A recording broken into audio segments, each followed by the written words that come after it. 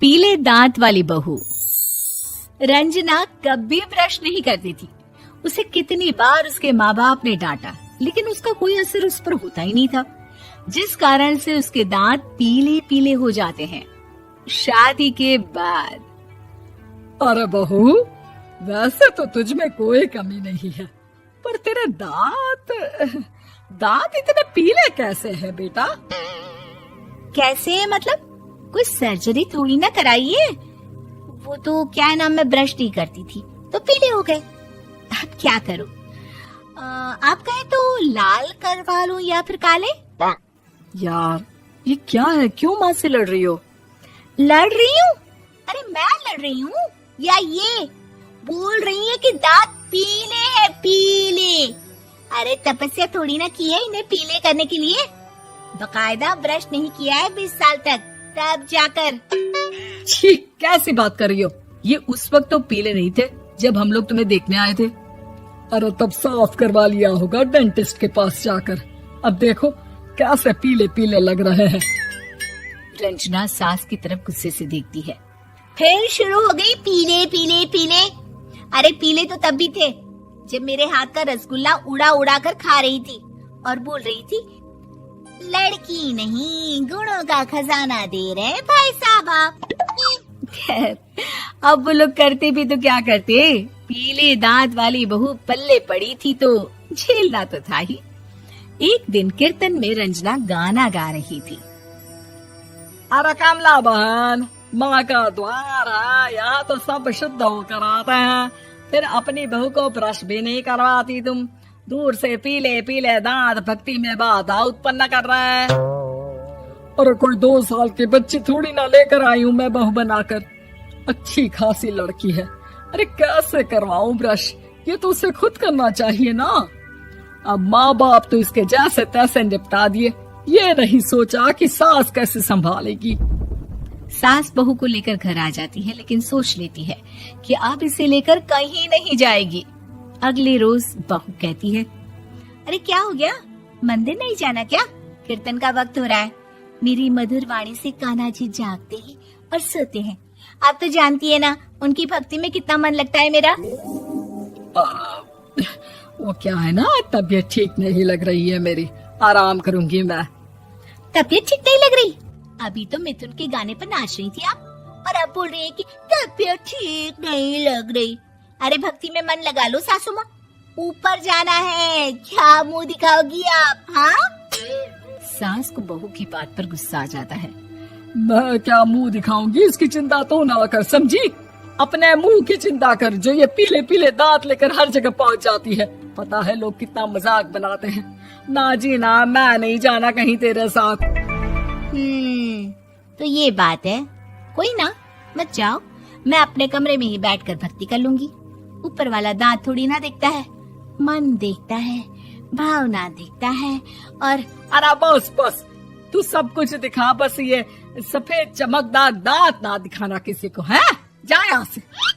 बहू को सास की बात का कोई फर्क नहीं पड़ता, वो तो जैसी थी वैसी ही रह जाती है। सुबह नहाकर किचन में खाना बनाना, फिर खाना खाना, कीर्तन भजन करना और सो जाना। एक दिन, माँ जी मैं सहेली के घर जा रही हूँ, शाम को लेट आऊंगी। हाँ हाँ तो जाना, मैंने कौन सा तेरी आरती करनी है घर पर बैठकर। रंजना सहेली के घर जाती है, जहाँ वो पार्टी में जाने की तैयारी कर रही होती है। अरे शिखा, कहाँ जाने की तैयारी कर रही है? मैं गलत वक्त पर आ गई क्या? अरे नहीं यार, उल्टा सही वक्त पर आ गया। मैंने ये साड़ी और ज्वेलरी निकाली है यार, शाम को इनके ऑफिस की एक पार्टी में जाना है। बताना कैसा लग रहा है ये सब? नहीं यार, इस ड्रेस के साथ तो वो वाली ज्वेलरी अच्छी लगेगी। हाँ हाँ सही बोल रही है, मैंने ध्यान ही नहीं दिया। वैसे तो हमेशा से मस्त फैशन सेंस रखती है। तो बड़ा जाती होगी ना पति के साथ पार्टी में। रंजना कुछ नहीं बोलती, बस सोचती है कि यार काश ये बात सही हो जाती, पर मैं क्यों नहीं जाती पार्टी में? क्या इन लोगों की कोई पार्टी होती नहीं होगी? रंजना घर आती है और रात में पति से सवाल करती है, एक बात बताइए, आप मुझे किसी पार्टी में क्यों नहीं ले जाते? क्या आपके यहाँ ऑफिस में पार्टी नहीं होती? पति बेचारा क्या कहता कि दांत पीले हैं तुम्हारे इसलिए। अरे कोई पार्टी होती नहीं हम लोगों के ऑफिस में, तो कहाँ से लेकर जाऊं? और मार्केट, मॉल, कहीं वीकेंड घूमना, कहीं तो। अरे यार, सारे हफ्ते में एक छुट्टी मिलती है, तो सोचता हूँ कि आराम ही कर लूं। क्यों? रंजना मन मार के रह जाती है। पहले कभी सास के साथ मंदिर जाया करती थी, लेकिन वो भी सास ने ले जाना बंद कर दिया। घर बैठी बैठी रंजना बोर हो जाती है। तभी उसे आइडिया आता है और वो मायके जाने का सोचती है। सासू माँ, 2 दिनों के लिए मम्मी के घर जा रही हूँ। अच्छा ठीक है, आराम से जा। और हाँ, माँ से कुछ अच्छी आदत सीख कर आना कि कैसे शरीर के हर भाग की तरह दांतों की सफाई भी जरूरी होती है, समझी? शुरू हो गई ना आप। वो लोग आपकी तरह नहीं है कि छोटी छोटी बात का बतंगड़ बना दे। उन लोगों के लिए मैं मायने रखती हूँ, ना कि मेरे पीले पीले दांत। रंजना माँ को बिना बताए उन लोगों को सरप्राइज देती है, लेकिन जैसे ही वो दरवाजे पर पहुँचती है, अंदर देखती है कि घर वाले कहीं जा रहे होते हैं। अब माँ, काश रंजना दीदी के दांतों वाली प्रॉब्लम नहीं होती, तो वो भी हम लोगों के साथ चलती ना बुआ जी की बेटी की शादी में।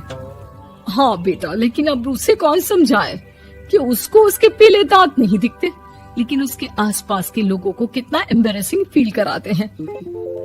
मुझे तो कितनी बार उसके स्कूल की टीचर ने शिकायत की कि उसके साथ कोई लड़की बैठना भी नहीं चाहती, और ना ही कॉलेज में कोई उससे बात करना चाहता था। लेकिन पता नहीं क्यों उसे ये बात समझ में ही नहीं आती। कोई कमी नहीं है उस लड़की में, बस यही कि दांत पीले हैं। वो तो भला हो जीजा जी और उनकी माँ का, जो दीदी को जैसी है वैसे ही रखा हुआ है। रंजना को अपने घर वालों की बात सुनकर बहुत दुख होता है। वो सोचती है कि वो क्या करे, लेकिन फिर वो सीधा डेंटिस्ट के पास जाती है, अपने दांत चमकाती है और कसम खाती है कि वो रोज ब्रश करेगी। अरे क्या हो गया? तुम तो 2 दिनों के लिए गई थी ना, पर कोई ना, अच्छा है, चलो आ गई तो। रंजना सास के सामने आकर खड़ी हो जाती है और पूरी स्माइल करती है, उसके चमकदार दांतों को दिखाती हुई। हैं? चले मंदिर। माँ, मुझे माफ कर दीजिए, मैंने आप लोगों को बहुत एम्बैरेसिंग फील करवाया। मैं आज से रोज ब्रश करूंगी।